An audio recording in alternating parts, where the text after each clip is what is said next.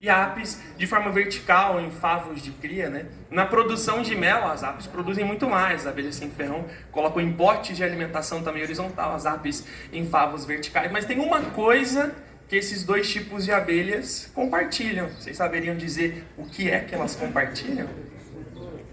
Uma coisa que elas compartilham que é muito importante e que eu pude conhecer um pouquinho especificamente sobre essa coisa aqui do Vale de Jequitinhonha, é o pasto.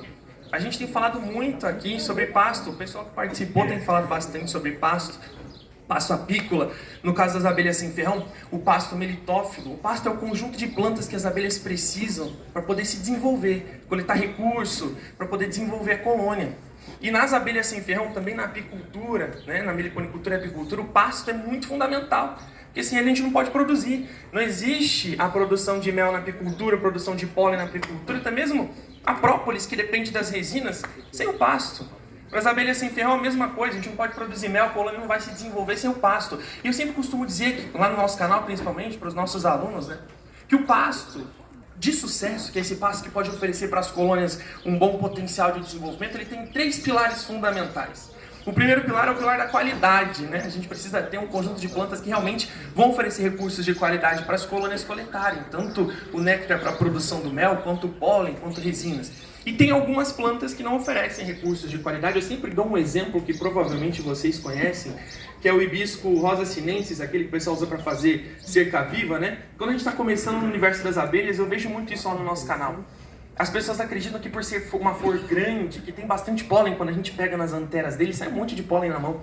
E as pessoas acreditam que vai ser útil para as abelhas e plantam para isso. Mas é uma planta que não oferece um recurso de qualidade, então pouquíssimas abelhas solitárias nativas do Brasil aproveitam. Abelha sem ferrão, praticamente nenhuma, abelha com ferrão também nunca vi. Então é um exemplo de planta que não tem qualidade para a alimentação das abelhas. O segundo pilar é o pilar da quantidade.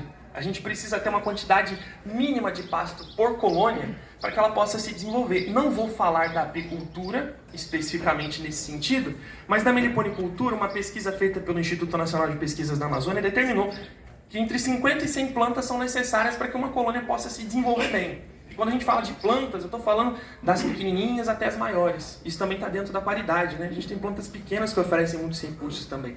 E o terceiro e último pilar é o pilar da acessibilidade.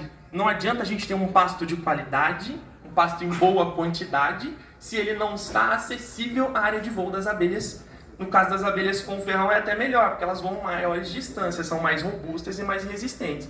Agora, a abelha sem ferrão, a abelha já está aí, por exemplo, alcança 500, 600 metros a partir do meliponário, e isso já é o limite dela. Se ela está chegando nessa distância, ela não está conseguindo aproveitar recursos de qualidade. Ela está gastando mais do que ela vai aproveitar nesse caminho. Então é importante a gente ter esse pasto bom, de qualidade, em boa quantidade, mais próximo da colônia, para ela poder acessar.